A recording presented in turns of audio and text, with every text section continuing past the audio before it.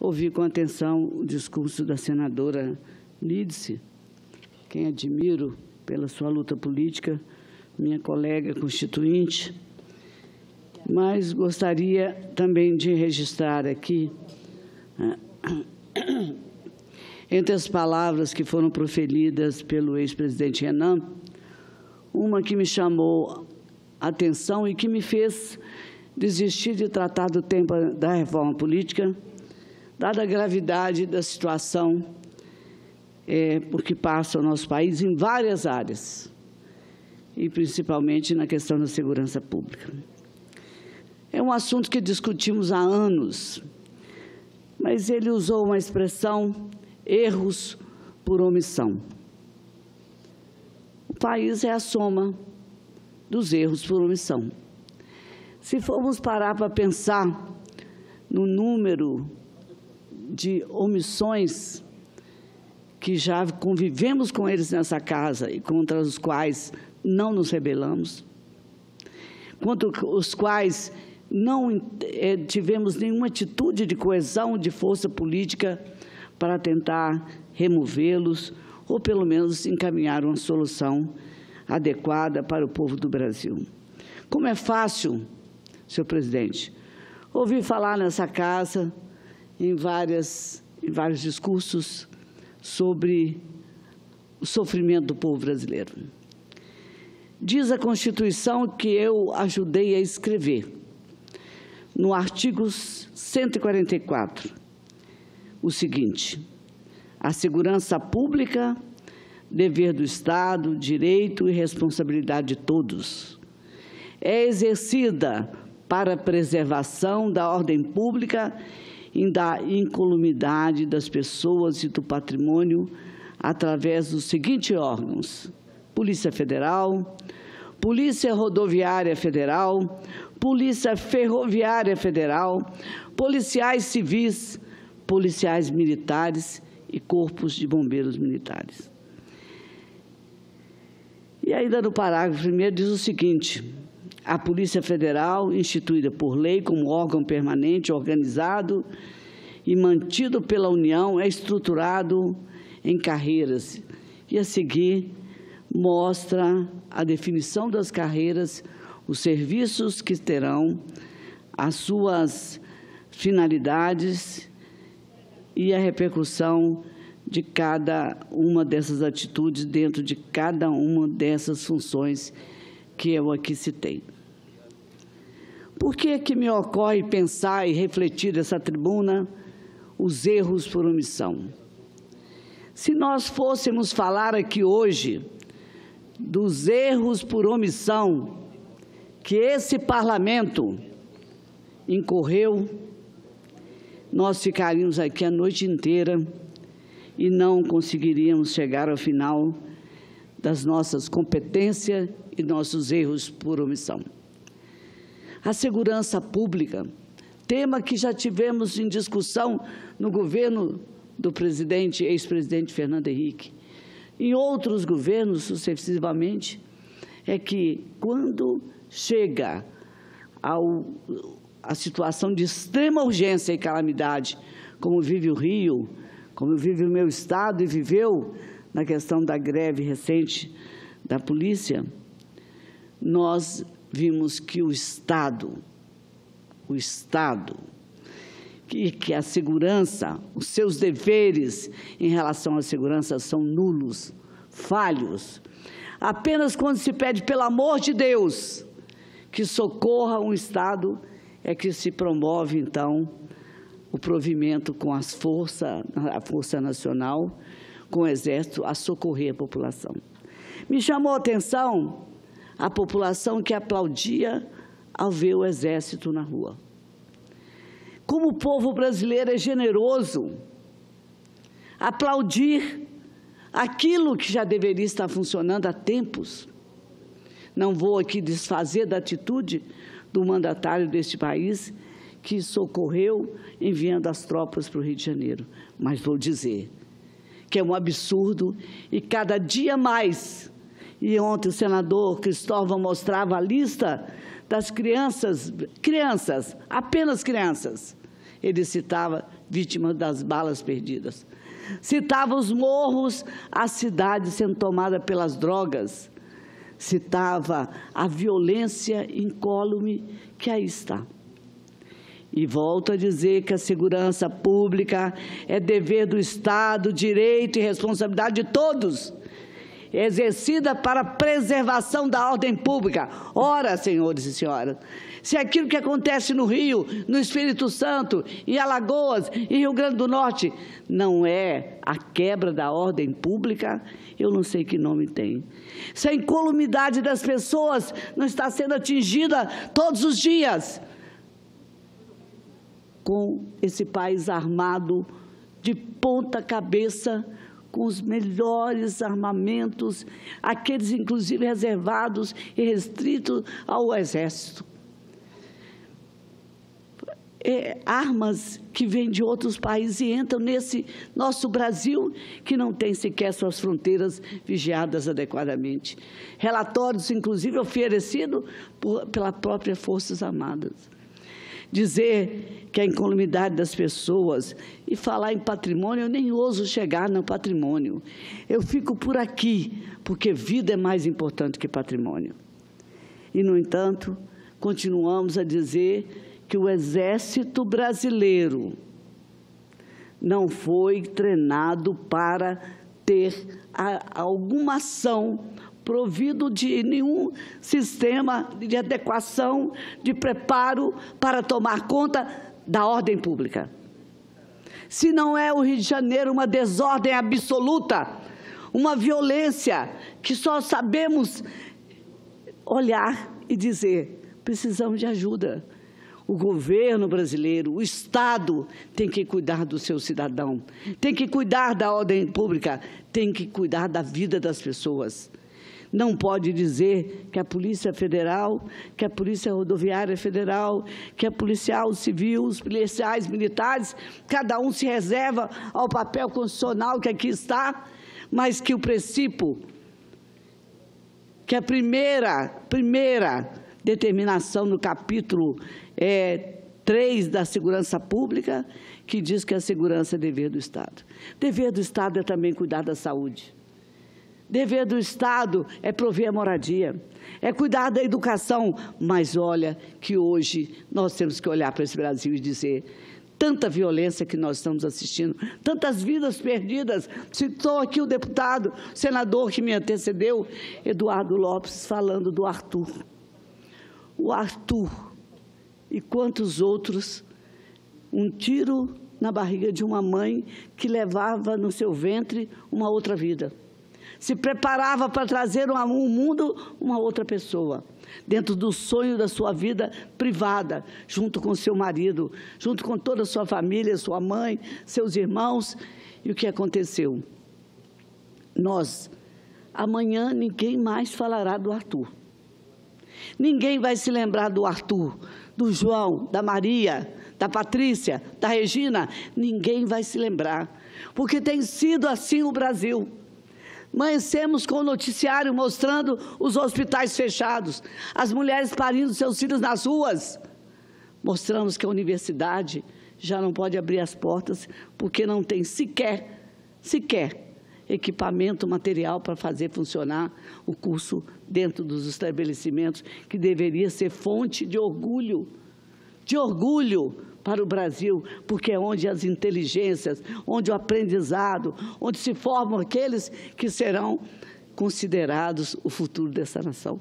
Que futuro tem uma nação que não cuida dos seus filhos?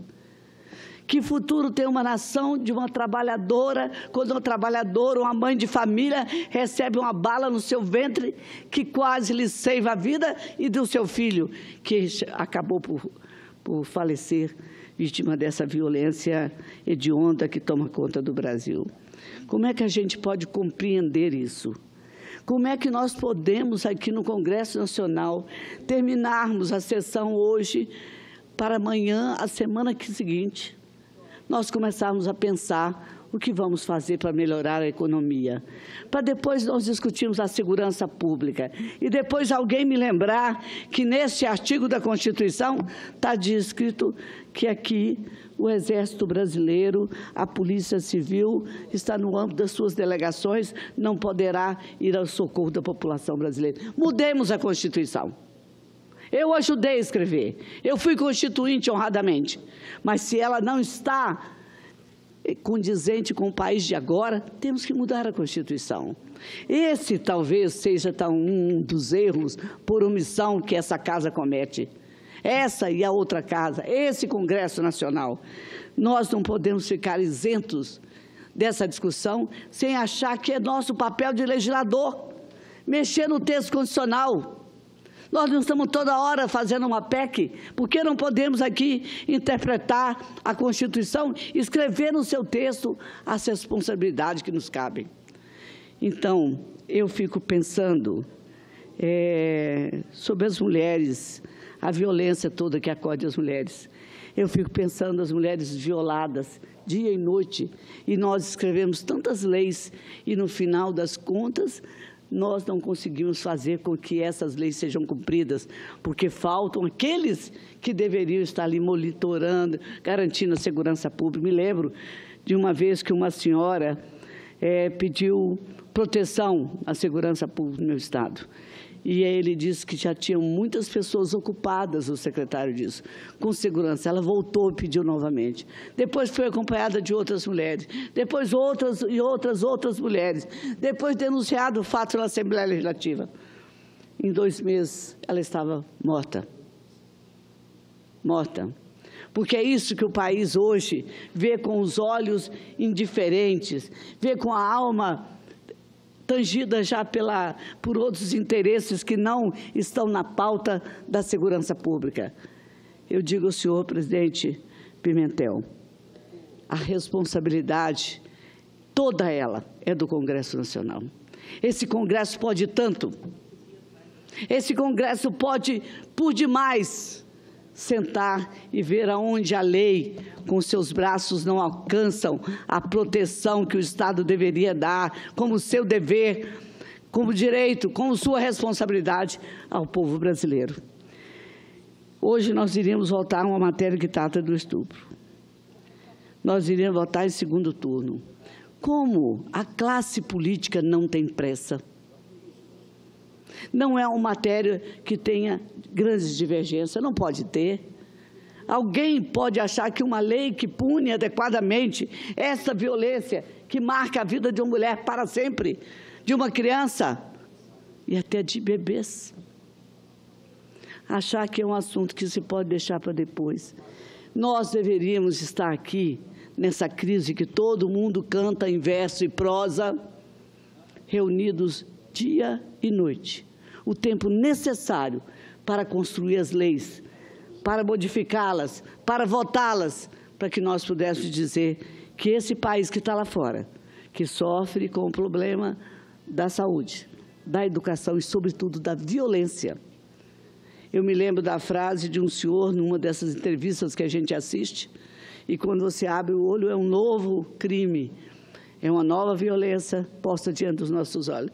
Ele dizendo assim, nós só temos agora Deus, não temos mais os políticos, não temos mais a força da população. A população vai reagir a quê? A que mesmo ela vai reagir? Ela vai parar nas casernas, na porta dos quartéis e pedir, senhores, venham para a rua, honrem os nossos impostos, venham lutar do nosso lado, nos protejam. A Constituição coloca tudo em ordem. Ela garante que a segurança pública é dever do Estado. Eu espero que o Estado entenda que o povo brasileiro pode ser como aparece ser, como parece em determinados momentos, capaz de dar um sorriso a cada declaração de sofrimento que ele assume diante de uma TV. Quando ele diz assim, o metrô não vem, fazer o quê, né?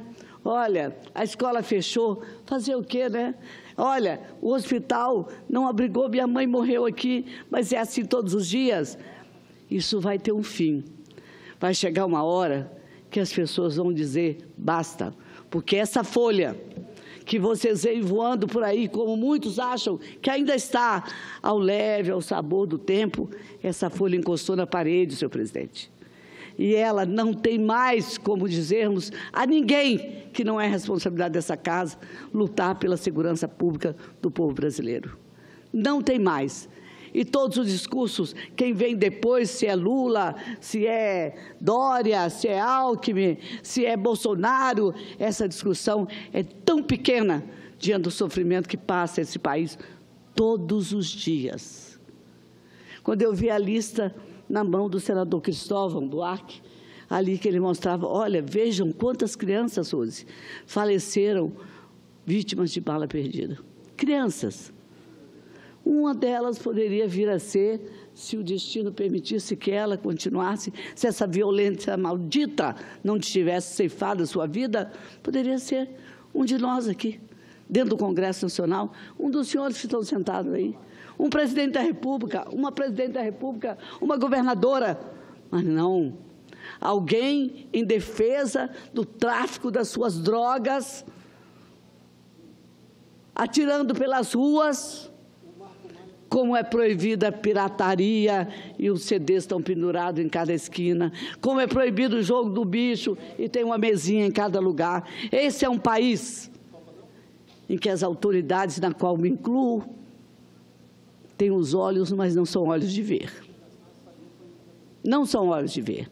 Porque se fôssemos realmente capazes de enxergar e discutir, esse Congresso estava reunido permanentemente, não só para discutir a segurança pública, a crise das universidades, a crise da saúde, em que eu quero até ressaltar o trabalho que está sendo feito pelo ministro Ricardo, lutando incessantemente para tentar corrigir as gestões que aí estão tentando, por exemplo, na questão da febre amarela, o trabalho exemplar que fez no meu estado, como é seu compromisso, mais dedicadamente.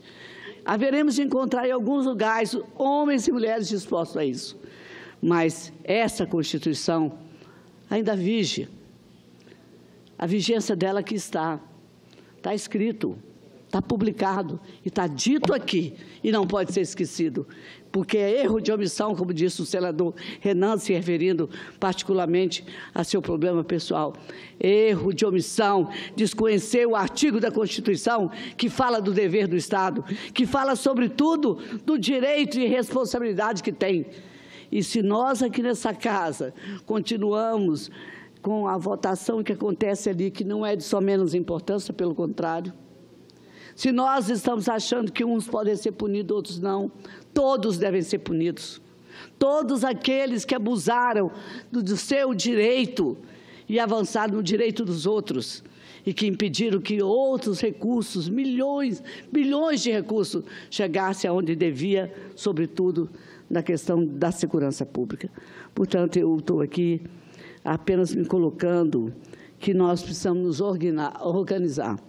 E nós precisamos manter as nossas posições e ter o olhar na direção, naquela direção que a gente olha no noticiário e esquece em seguida quando chegamos aqui no Congresso Nacional e não fazemos o esforço que eu tenho certeza que essa casa pode fazer para ajudar a enfrentar o problema da insegurança pública, da desordem pública, da violência pública. E eu agradeço a Vossa Excelência a tolerância, mas peço que o senhor compreenda também que temos que ter intolerância com os nossos erros por omissão.